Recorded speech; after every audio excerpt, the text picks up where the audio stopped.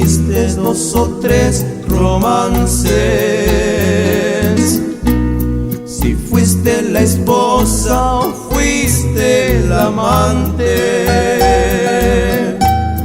A mí no me importa si aquel momento fue triste o grandioso, si fuiste un ángel o fuiste un demonio.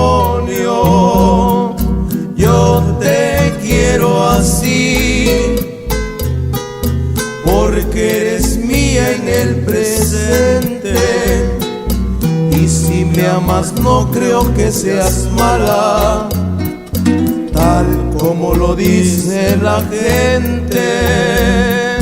Yo te quiero así, sin tomar en cuenta tu pasado, porque cuando alguien ama mucho se le borran sus pecados.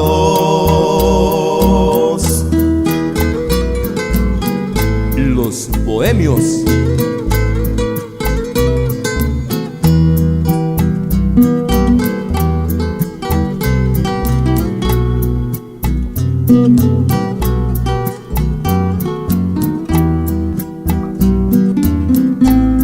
A mí no me importa si tu amor fue público o secreto,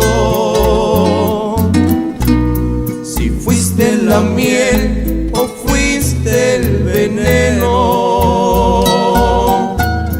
A mí no me importa si ya conoces un poco de todo, si fuiste la arena o fuiste el lodo. Yo te quiero así, porque eres mía en el presente.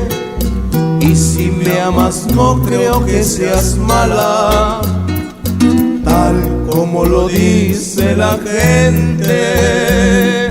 Yo te quiero así, sin tomar en cuenta tu pasado, porque cuando alguien ama mucho se le borran sus pecados.